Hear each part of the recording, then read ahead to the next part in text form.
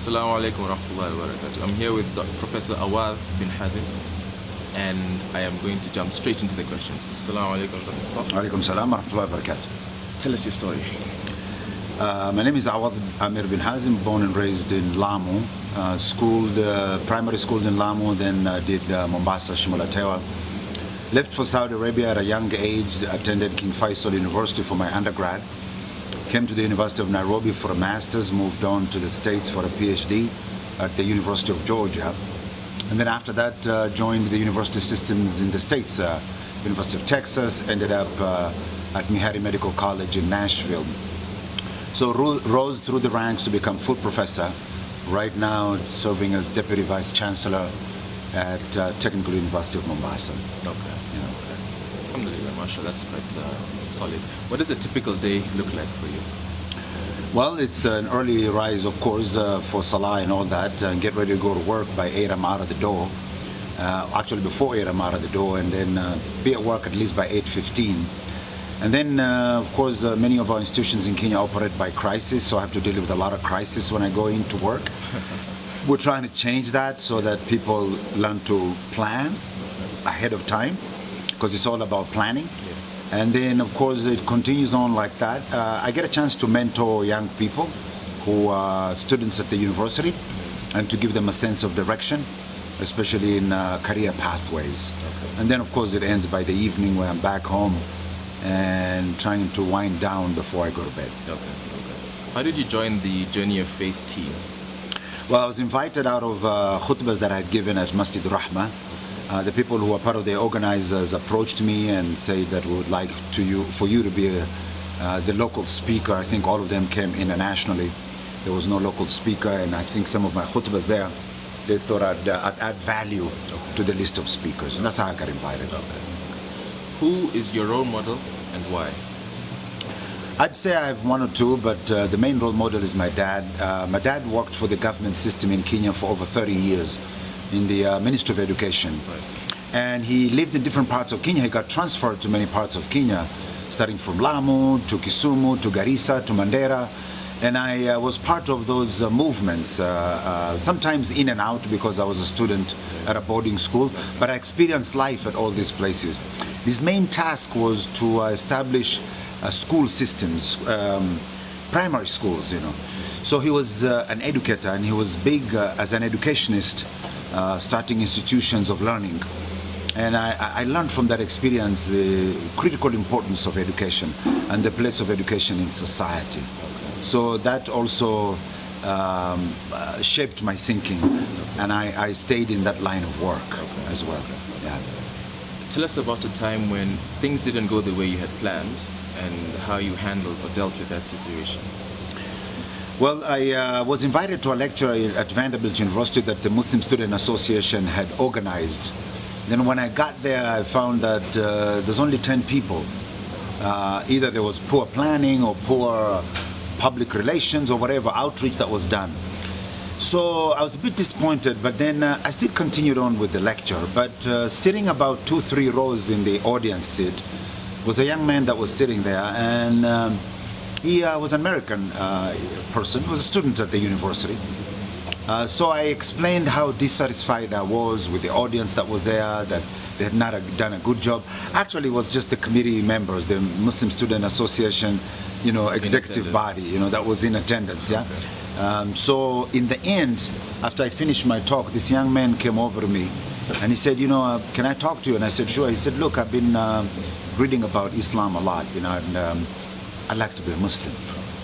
So it turned out in a very different way, because in the end result was that for the few people that were there, perhaps this was the biggest achievement, that somebody embraced Islam. So you never know what comes out of things. Yeah.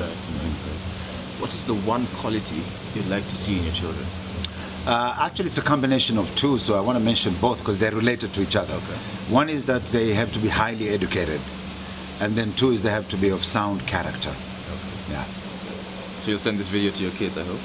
I hope so. Well, I've told them that before, okay. And they know I've preached that a lot, and so I think they've achieved that. Alhamdulillah, have kids who are educated enough, and they continue to grow in education. Okay. and their character, of course, is improving by the day. Okay.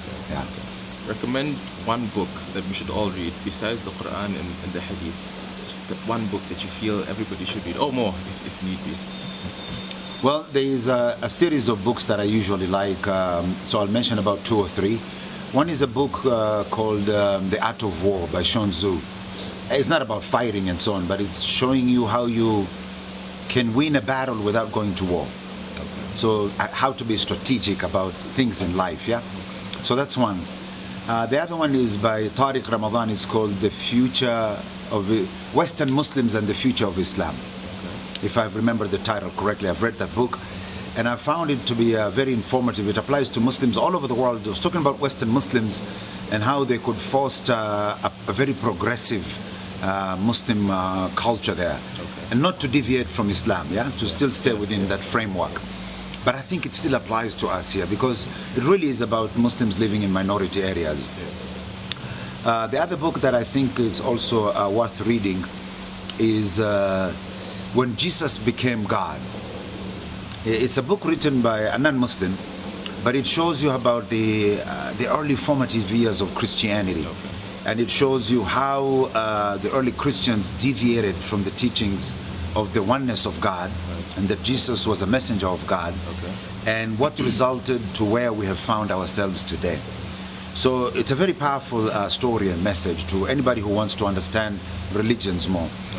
And the fourth book, which I'll just mention the title, it's called Protestant Ethics and the Spirit of Capitalism. It's by Max Weber. And you should read this book, and you'll see how capitalism is tied into a faith entirely, you know, right? So there are other books, but I'll just leave you with these for now. Okay. What are your plans for the next year? Where to from here? I want to move on in my career. I'm now Deputy Vice Chancellor, perhaps explore opportunities to be somebody else elsewhere, I don't know.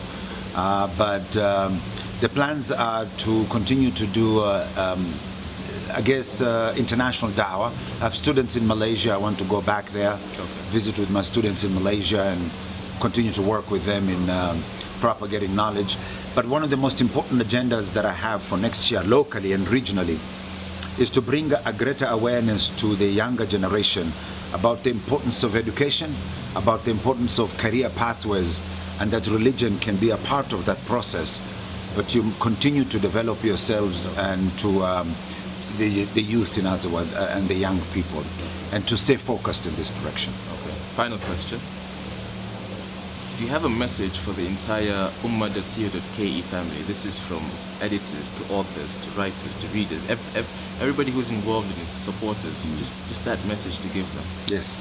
Oh yeah, I have a beautiful message. So my brothers and sisters, those of the younger generation, I believe that you should acquire as much education as you could possibly can in your life.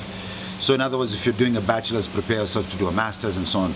It will transform your organization when it is run by highly qualified and professional people. I've seen the effect of that elsewhere, and it will really bring your organization probably to become one of the best, if not the best organization in the region and maybe throughout the world.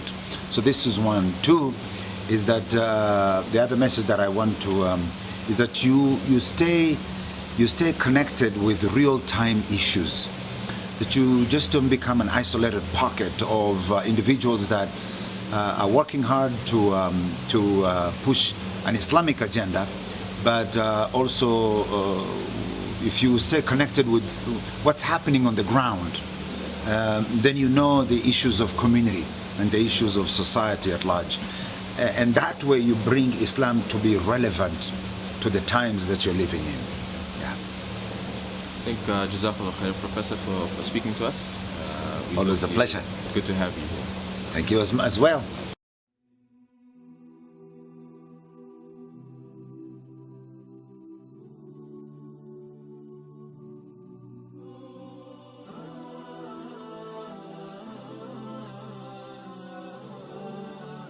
For more great content, check out ummah.co.ke and don't miss out by following us on Facebook and Twitter and subscribing on YouTube.